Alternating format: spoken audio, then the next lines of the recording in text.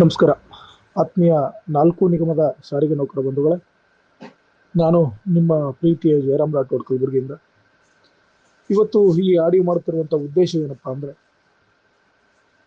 ಕರ್ನಾಟಕ ರಾಜ್ಯ ರಸ್ತೆ ಸಾರಿಗೆ ಸಂಸ್ಥೆಯ 4 ನಿಗಮಗಳ ಒಕ್ಕೂಟ ಮತ್ತು ಸಾರಿಗೆ ನೌಕರರ ಕೂಟ ಏನು ನಿನ್ನೆ ದಿನ ಜಂಟಿ ಕ್ರಿಯಾ ಸಮಿತಿಗೆ ಒಂದು ಪತ್ರ ಬರೆಯೋದರೊಂದಿಗೆ ಸಾರಿಗೆ ನೌಕರರ ಹಿತರಕ್ಷಣೆ ಮತ್ತು ಧ್ಯೇಯ ಉದ್ದೇಶಗಳನ್ನು ರಕ್ಷಿಸಬೇಕು ಮತ್ತು ಸಾರಿಗೆ ನೌಕರರ ಒಂದು ಭವಿಷ್ಯದ ಮತ್ತು ಅವರ ಜೀವನದ ಮತ್ತು ಕೆಲಸದ ಭದ್ರತೆಗಾಗಿ ನಿರಂತರವಾಗಿ ಶ್ರಮಿಸುತ್ತಿದೆ.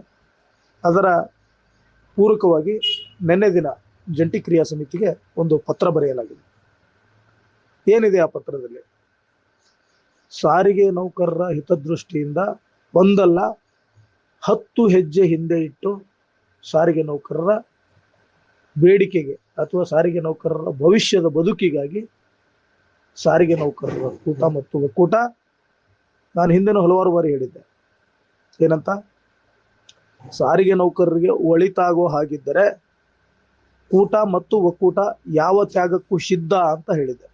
ಅದೇ ರೀತಿ ಇವತ್ತು ನಮ್ಮ ಬೇಡಿಕೆಯಲ್ಲಿ ಕೊಂಚ ಸಡಿಲಿಕೆ ಮಾಡಿಕೊಂಡು ಏನು ಜಂಟಿ ಕ್ರಿಯಾ ಸಮಿತಿ ಬೇಡಿಕೆ ಕಳೆದ ಕೆಲವೇ ದಿನಗಳ ಹಿಂದೆ ನಾವು ಬಹಳ ಮುಂದೆ ಹೋಗ್ಬಿಟ್ಟಿದ್ದೀವಿ, ಹಿಂದೆ ಬರೋದಕ್ಕಾಗೋದಿಲ್ಲ, ನಿಮ್ಮ ಬೇಡಿಕೆ ಏನೇ ಇದ್ದರೂ ಸಹ ಈ ಹೋರಾಟ ಮುಗಿದ ನಂತರ ಚರ್ಚೆ ಮಾಡೋಣ, ಅಲ್ಲಿವರೆಗೂ ಈ ಹೋರಾಟಕ್ಕೆ ನೀವು ಬೆಂಬಲ ಕೊಡಬೇಕು ಅಂತ ಅಂದ್ಕೊಂಡು ಏನು ಬೆಂಬಲ ಕೋರಿದ್ರಿ, ಭಾಳ ಸಂತೋಷದ ವಿಚಾರ.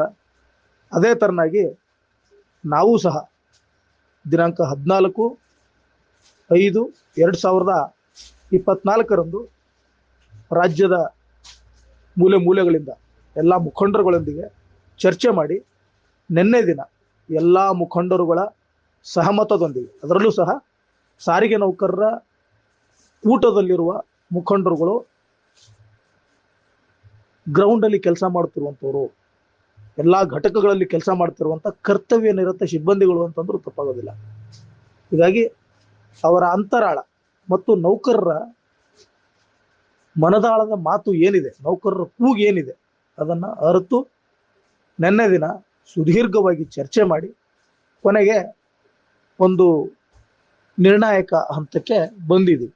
ಅದೇನಪ್ಪ ಅಂತಂದರೆ, ಜಂಟಿ ಕ್ರಿಯಾ ಸಮಿತಿಯವರು ಈಗೇನು ನೀವು ಭಾಳ ದೀರ್ಘಕ್ಕೆ ಹೋಗ್ಬಿಟ್ಟಿದ್ದೀವಿ ಅಂತ ಅಂದ್ಕೊಂಡು ಮೊನ್ನೆ ರಾಜ್ಯ ಸರ್ಕಾರ 12.5% ವೇತನ ಏಕಪಕ್ಷೀಯವಾಗಿ ಘೋಷಣೆ ಮಾಡಿತು.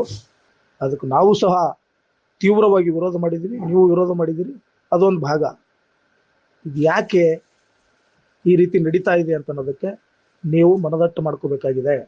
ಇಲ್ಲಿ ಏಕಪಕ್ಷೀಯವಾಗಿ ಯಾವುದೊಂದು ಸಂಘಟನೆಯೂ ಕೂಡ ಜಯಶಾಲಿ ಆಗೋದಕ್ಕೆ ಸಾಧ್ಯ ಇಲ್ಲ. ಯಾಕೆಂದ್ರೆ ಯಾವುದಾದ್ರೂ ಒಂದು ಮನೆ ಕಟ್ಟಬೇಕು ಅಂತಂದ್ರೆ ಬಹಳ ಕಷ್ಟ ಆಗುತ್ತೆ, ದೀರ್ಘಕಾಲ ಸಮಯ ತಗೊಳುತ್ತೆ. ಅದನ್ನು ಬೀಳಿಸ್ಬೇಕು ಅಂತಂದ್ರೆ ಕ್ಷಣಾರ್ಧದಲ್ಲಿ ಬೀಳಿಸ್ಬೋದು. ಅದೇ ರೀತಿ ಒಂದು ಹೋರಾಟವನ್ನು ರೂಪಿಸಿ ಅದನ್ನ ಜನರ ಮಧ್ಯೆ ತಂದು ಸರ್ಕಾರದ ವಿರುದ್ಧ ಒಂದು ದೊಡ್ಡ ಮಟ್ಟದಲ್ಲಿ ಹೋರಾಟ ರೂಪಿಸಿ ಪ್ರತಿಭಟಿಸೋದು ಕಷ್ಟ. ಅದನ್ನು ಮುರಿಯೋದಕ್ಕೆ ಕೇವಲ ಒಬ್ಬ ವ್ಯಕ್ತಿ, ನಾನು ಇವತ್ತು ಡ್ಯೂಟಿ ಮಾಡ್ತೀನಿ, ನೀವು ಹೋರಾಟ ಯಾವ ರೀತಿ ಮಾಡ್ತೀರಾ ಮಾಡಿ ಅಂತ ಹೇಳಿದ್ರೆ ಅರ್ಧ ಹೋರಾಟ ವಿಫಲ ಆಗುತ್ತೆ.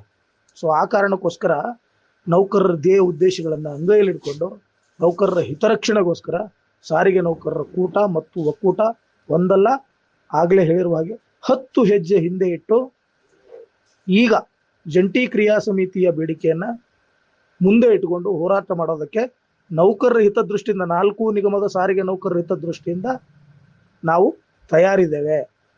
ಜೊತೆಗೆ ಸಾರಿಗೆ ನೌಕರರ ಒಕ್ಕೂಟದ ಬೇಡಿಕೆ ಅನ್ನುವುದಕ್ಕಿಂತಲೂ ಸಮಸ್ತ ಸಾರಿಗೆ ನೌಕರರ ಬೇಡಿಕೆಯಾದ ಕಾಂಗ್ರೆಸ್ ಪಕ್ಷ ಚುನಾವಣಾ ಪೂರ್ವ ನೀಡಿರುವ ಪ್ರಣಾಳಿಕೆ ಭರವಸೆಯಂತೆ ಸರ್ಕಾರಿ ನೌಕರರಿಗಿರುವ ಸರಿಸಮಾನ ವೇತನ ಮತ್ತು ಸೌಲಭ್ಯ ಮತ್ತು ಸ್ಥಾನಮಾನಗಳನ್ನು ನೀಡುವುದಾಗಿ ಏನು ಭರವಸೆ ನೀಡಿತ್ತು, ಅದನ್ನೂ ಸಹ ಇದೇ ಹೋರಾಟದಲ್ಲಿ ನಿಮ್ಮ ಅಜೆಂಡಾದ ಜೊತೆಯಲ್ಲಿ ತಗೊಂಡು ಹೋಗೋದು ನಿರ್ಧಾರ. ಅದರ ಜೊತೆಗೆ ಈ ಬಾರಿ ಹೋರಾಟಕ್ಕೆ ಹೋದಾಗ ಸುಮ್ಮನೆ ಯಾರೋ 4 ಜನ ಹೋರಾಟ ಮಾಡಿದ್ರು, ಯಾರೋ 4 ಜನ ಮನೇಲಿ ಕೂತ್ಕೊಂಡ್ರು ಅನ್ನೋ ಹಾಗಾಗಬಾರ್ದು. ಈ ಹೋರಾಟದಲ್ಲಿ ಯಾವುದೇ ಶಿಕ್ಷೆಗೆ ಒಳಪಟ್ಟರೂ ಸಹ ಮೊದಲನೇ ಬೇಡಿಕೆನೇ ಅದಾಗಿರುತ್ತೆ.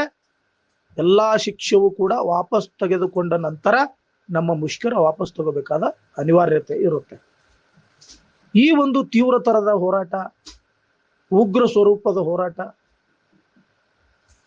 ಯಾವುದೇ ಆಗಿರ್ಬೋದು, ಆದ್ರೆ ಇಂಥ ಒಂದು ಹೋರಾಟದಲ್ಲಿ ನೌಕರರ ಐಕ್ಯತೆ ಚಿರಾಯುವಾಗಬೇಕು, ಅವರ ಬೇಡಿಕೆ ಈಡೇರಬೇಕು ಅಂತಂದ್ರೆ ಇಂತಹ ಹೋರಾಟ ರೂಪಿಸಬೇಕಾದ ಅನಿವಾರ್ಯತೆ ಇದೆ.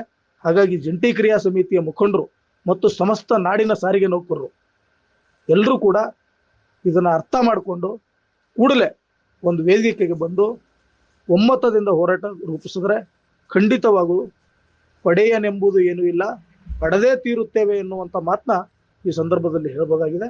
ಅದರಿಂದ ಸಮಸ್ತ ನಾಡಿನ ಸಾರಿಗೆ ನೌಕರರಿಗೆ ಒಳ್ಳೇದಾಗಬೇಕು ಅಂತಂದ್ರೆ ಎಲ್ಲಾ ಸಂಘಟನೆಗಳು ರಾಗ, ದ್ವೇಷ, ಅಸೂಯೆ ಎಲ್ಲವನ್ನು ಬಿಟ್ಟು, ಅದಕ್ಕಿಂತ ಮುಖ್ಯವಾಗಿ ಸ್ವಾರ್ಥ ಮತ್ತು ಪ್ರತಿಷ್ಠೆ, ಇಂದಿನವರೆಗೂ ಸಂಘಟನೆಗಳು ಒಗ್ಗೂಡಿಸೋದಕ್ಕೆ ಕಾರಣ ಆಗದಿರೋದೇ ಈ ಎರಡು ಪದಗಳು, ಸ್ವಾರ್ಥ ಮತ್ತು ಪ್ರತಿಷ್ಠೆ. ಕೆಲವು ಸಂಘ ಪ್ರತಿಷ್ಠೆ ಮತ್ತು ಸ್ವಾರ್ಥಗಳು, ನಾನು ನನ್ನಿಂದಲೇ ಆಯ್ತು ಅಂತನ್ನುವಂತ ಪ್ರತಿಷ್ಠೆಗಾಗಿ ಇವತ್ತು ನೌಕರರ ಭವಿಷ್ಯಕ್ಕೆ ಕೊಳ್ಳಿ ಇಡಲಾಗಿದೆ. ಮುಂದಿನ ದಿನಗಳಲ್ಲಿ ಅಂತ ಪರಿಸ್ಥಿತಿ ನಿರ್ಮಾಣ ಆಗೋದು ಬೇಡ. ಇವತ್ತು ಏನಾದರೂ ನಿನ್ನೆ ಸಾರಿಗೆ ನೌಕರರು ಕೂಟ ಮತ್ತು ಒಕ್ಕೂಟ ಬರೆದಿರುವ ಪತ್ರಕ್ಕೆ ರಾಜಿಯಾಗಿ ಒಂದು ವೇದಿಕೆಯಿಂದ ಜಂಟಿ ಕ್ರಿಯಾ ಸಮಿತಿ ಹೋರಾಟಕ್ಕೆ ಮುಂದಾಗದೇ ಇದ್ರೆ ಖಂಡಿತವಾಗಿಯೂ ಸಾರಿಗೆ ನೌಕರರ ಹಿತರಕ್ಷಣೆ ಜಂಟಿ ಕ್ರಿಯಾ ಸಮಿತಿಗೆ ಮುಖಂಡರಿಗೆ ಅಲ್ಲ ಅಂತ ಭಾವಿಸಿ, ಇದು ಕೇವಲ ಸ್ವಾರ್ಥದ ಹೋರಾಟ, ಯಾವುದೇ ಕಾರಣಕ್ಕೂ ನೌಕರರು ಬೀದಿಗಿಳಿದು ಹೋರಾಟ ಮಾಡೋದಿಲ್ಲ ಅಂತನ್ನುವಂತ ಒಂದು ಸ್ಪಷ್ಟ ಸಂದೇಶ ಕೊಡೋದಕ್ಕೆ ಬಯಸ್ತೀನಿ. ಸಮಸ್ತ ನಾಡಿನ 4 ನಿಗಮದ ಸಾರಿಗೆ ನೌಕರರ ಪರವಾಗಿ ಎಲ್ರಿಗೂ ತುಂಬ ಧನ್ಯವಾದಗಳು. Thank you.